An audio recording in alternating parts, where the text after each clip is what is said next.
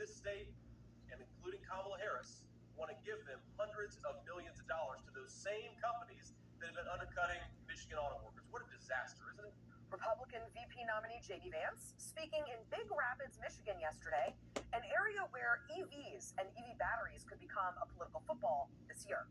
And speaking of football, the reigning national champs, the Michigan Wolverines, start their title defense this weekend, which ties in with another winning streak in the state. Michigan has voted for the winner in every presidential election since 2008, the longest run of any of our swing states. For more on all things Michigan, I'm pleased to be joined by David Dulio, professor of political science and the director of the Center for Civic Engagement at Oakland University near Auburn Hills, Michigan. David, good to have you here. Good to be here. Thanks for having me. Okay, let's start with where J.D. Vance was yesterday, Dave. Big Rapids. It's right next door to a massive planned EV battery plant that would bring a lot of investment and jobs to Michigan. But it's controversial and could certainly impact the race there. What can you tell us? It's a proposed over $2 billion project. The Goshen EV plant near Big Rapids really is a big issue here in Michigan. It's got a years-long history dating back to late 2022, but the idea really picked up steam and frankly controversy in 2023 when state government, led of course by Governor Whitmer, paved the way for hundreds of millions of dollars in incentives to go toward this project. And in total, over $700 million in state funding has been promised. How many jobs are on the line for that EV plant? Do you know? So in the short term, it's a couple hundred construction jobs, and then between 2,000 and 2,300 permanent jobs at the plant. Wow. I mean, that's significant in any community, but especially in a community like that. And in general, Dave, how does the issue of EVs versus traditional gas-powered vehicles play politically in Michigan? Yeah, it's a really interesting issue here. Of course, it falls along party lines with Democrats cheering the promised environmental impacts and Republicans, they're on the side of not liking the idea of being mandated to buy a certain type of vehicle. Yeah. But there was some really interesting polling data reported in a Detroit News article about a month ago. 55% of voters in Michigan thought that it was important for Michigan to compete aggressively to be at the center of EV manufacturing, but less than a quarter said that they would consider buying an EV as their next vehicle. That's sort of the EV version of NIMBY, right? Not in my backyard, not for me. That's really interesting. For both campaigns, now just 68 days away from the election, what is your sense of what each candidate needs to do to win Michigan? Well, it's a really simple formula, I think, and there's a couple different things. And number one, and this gets to the heart of why J.D. Vance was here yesterday, is, turn out their base. And that goes without saying, right? I think that elections like this are decided in a big way on turnout, right? So whoever does a better job of turning out their supporters has got a better chance of winning. But there's an ever-shrinking pool of sort of gettable voters here in Michigan, and whichever campaign can talk about salient issues in a salient way with those groups is probably going to pull out the 15 electoral votes here in Michigan. And are suburban women still among some of the most important gettable voters? I think so for sure, and I would have your viewers look at places like Oakland County, Michigan, where I am right now, yeah. And then on the west side of the state, Kent County, Michigan. Two big counties, lots of votes, with suburban women, highly educated, and they were willing to give Trump a chance, many of them, in 2016, and then in 2018 and 2020 ran away from him and his preferred candidates in a way that we haven't seen here in Michigan in a long time. Yeah, I used to live in West Bloomfield, and I remember 2016 being a little surprised by some of the counties that went for Donald Trump. I know those suburban women very well. We'll see what they do in 2024. Shifting gears just a little bit, there's been renewed tension between pro-Israeli factions in Michigan and Arab American voters over the continuing war in Gaza. Has Kamala Harris changed that at all? I think she has marginally. In her convention speech, I think she carved out a bit of a difference between her position and President Biden's. But the Arab American community here in Michigan, I think, is looking for more, maybe more of a promise. And it's worth remembering here, right, that over 100,000 people voted uncommitted based on this issue in that February presidential primary. So it's really an issue that resonates here with a pretty broad community here in Southeast Michigan. Yeah, I mean, really important point. When they had the opportunity, they put their money where their mouth was. They want to stop the Israelis from. We'll see. Finally, at the most recent taking polling out you've the seen in Michigan, Terry. where does the race stand as we close in on Labor Day? Well, I think right now, post-convention, Kamala Harris probably has a slight lead here in Michigan, but it's going to be close, right? And I think that, the fact that we are seeing not only wall-to-wall television ads already, but the candidates or their surrogates seem to be here in Michigan almost weekly, if not more frequently than that, right? Yeah. So until we start to see those ads go away and those candidate visits start to dry up, Michigan's going to be front and center. It's going to be close should just be the name of the show, because that's what we drill down on that basically every day in every one of our 7 swing states. It's going to be close. David Dulio from Oakland University in Michigan, thanks so much. This was great. Sanctions, this happened. AP said that Russia battered much of Ukraine on Monday, firing scores of missiles and drones that killed 4 people, injured more than a dozen, and damaged energy facilities, and attacks that President Volodymyr Zelensky described as vile. It says the barrage of over 100 missiles and a similar number of drones began around midnight and continued through daybreak in what appeared to be Russia's biggest onslaught in weeks. And as the Ukraine's Air Force said, swarms of Russian drones fired at eastern, northern, southern, and central regions were followed by volleys of cruise and ballistic missiles. Now, again, for an attack of that scale, the death, of course, it's tragic, of course, the deaths. It's not that much compared to the scale, suggesting Russia did this more of kind of a show of force. Russia, it doesn't seem like they had really well-targeted strikes with this, unless they were, of course, going after the energy facilities. But the damaging of energy facilities also sends a pretty strong message, because that's a part of the war that's going to be the big one, especially when it comes to, for example, damaging nuclear facilities, or if that ever takes place. Remember that previously, when one of the nuclear facilities was damaged in Ukraine, Russia and Ukraine were accusing the other of being responsible for it. And, the big concern is that we have a Chernobyl Part 2, is that, again, during the Chernobyl incident during the Soviet Union, the nuclear meltdown that took place could have impacted all of Europe. And again, if that happens in Ukraine, that's going to be something that drags all of Europe possibly into this conflict. Now, remember also, the war ties in with the broader picture of conflicts and threats the Chinese Communist Party is getting behind, not just with Russia. This also happens as Iran is threatening attacks on Israel, and as Israel has been targeting Hezbollah in kind of preemptive attacks, notably in Lebanon. And with this said as well, it's likely these conflicts are also going to expand. We're very likely not watching the end of this. It's possible we're watching maybe the beginning. On Russia's side, it looks like the conflict is now expanding into Russia, not just in Ukraine, with Ukraine now asking to launch stronger attacks deeper into Russia.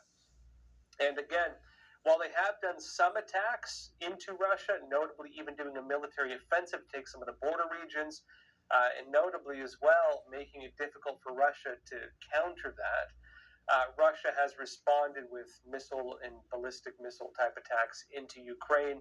Ukraine wants to do the same thing right back to Russia now. And of course, not just striking at the border regions, not just defending, but actually going in the offense and maybe striking deep into Russia. Now, on that note as well, with Israel, it looks like Hezbollah could start waging a larger terror war. And it's also possible that Iran could get deeper into the conflict as well. Iran might get pulled into this because, well, they're threatening it right now.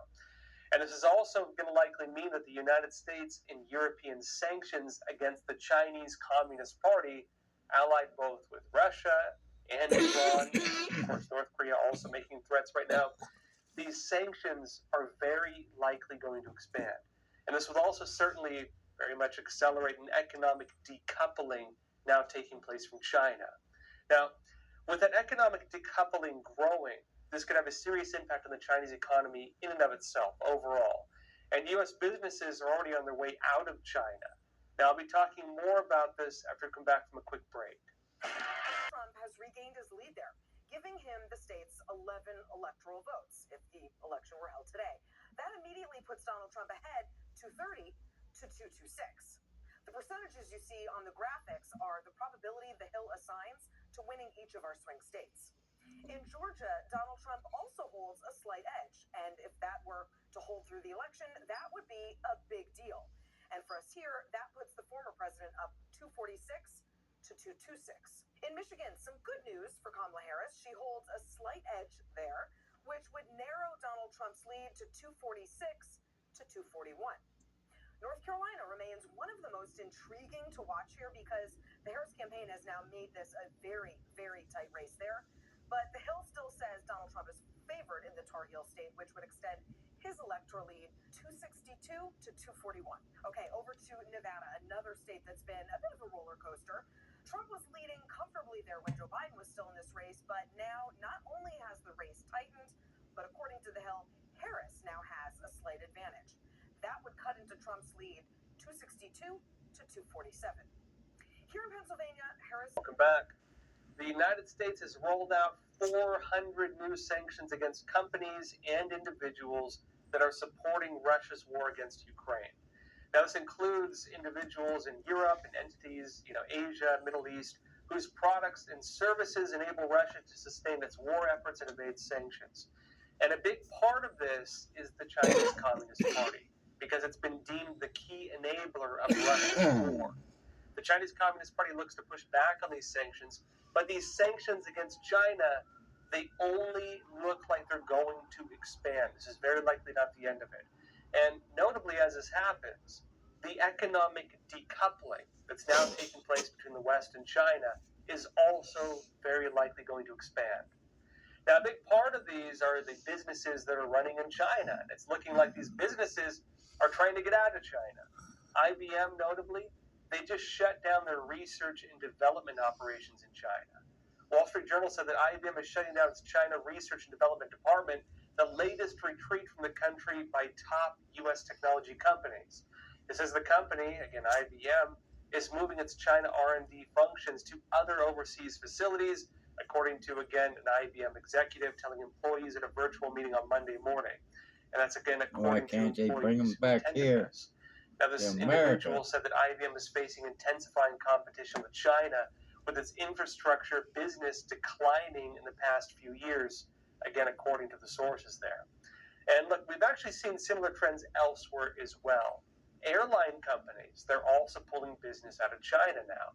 And they're saying that it seems that demand for flights in the country is going down.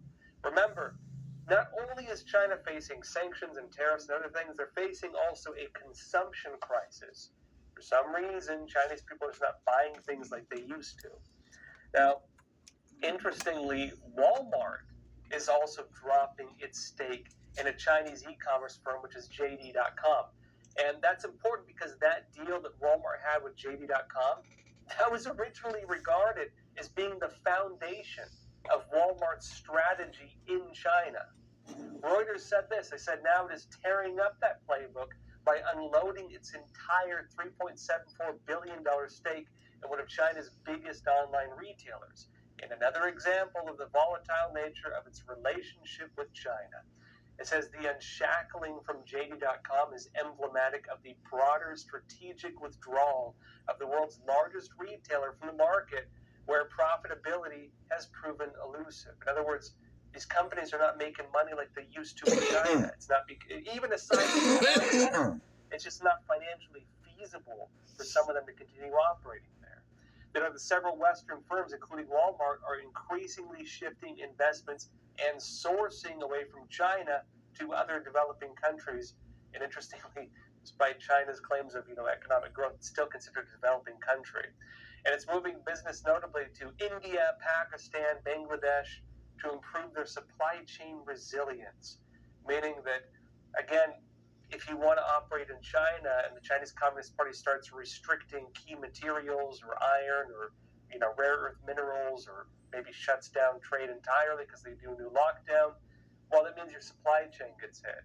And they're deeming now that it's just too risky being there, given the current state, but also just because the consumption is not the same as it used to be.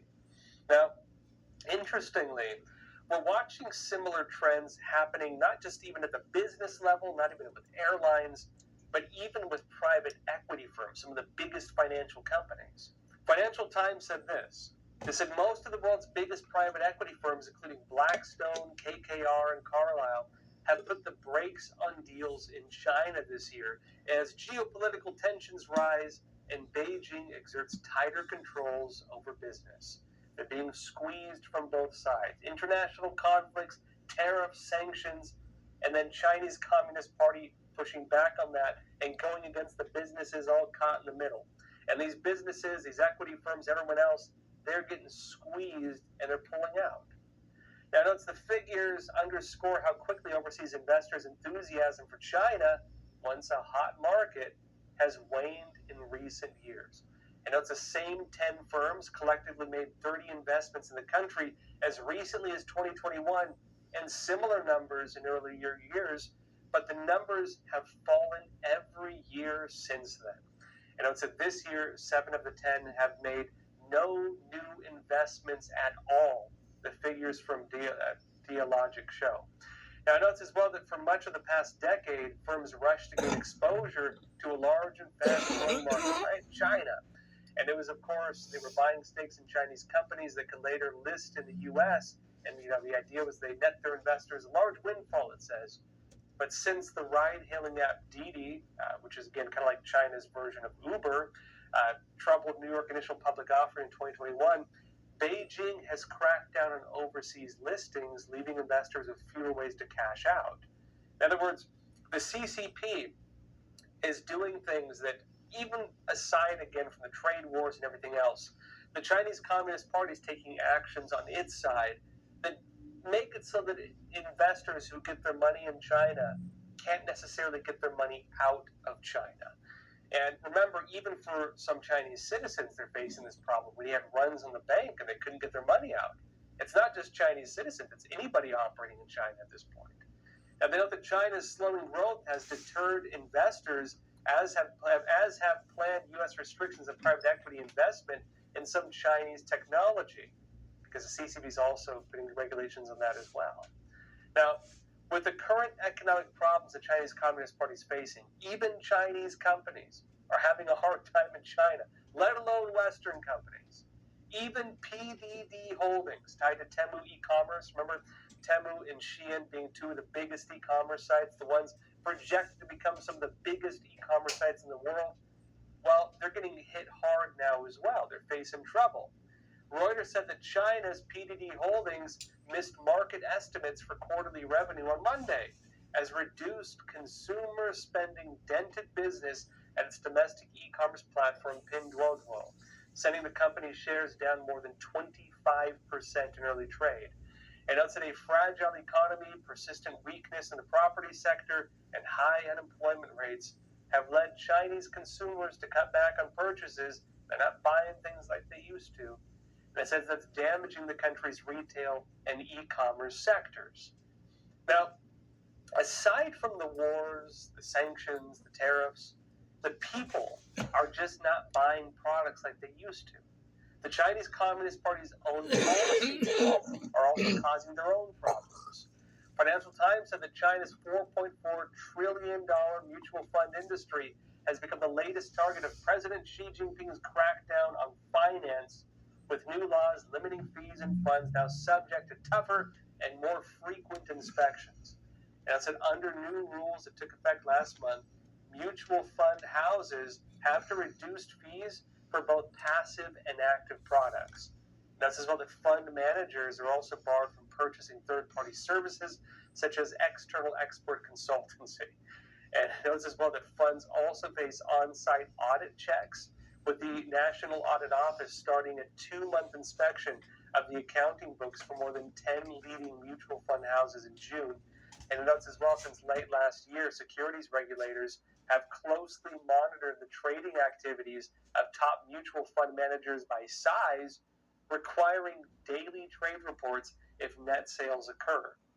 So in other words, even the financial firms, the entire market, the banks, the businesses, they're all getting squeezed right now inside China and outside China.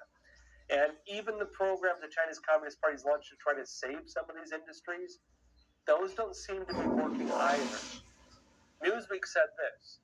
They said the Chinese government's efforts to stabilize its struggling property sector have failed, and the industry's problems are likely to continue putting downward pressure on the country's economy, experts have told Newsweek.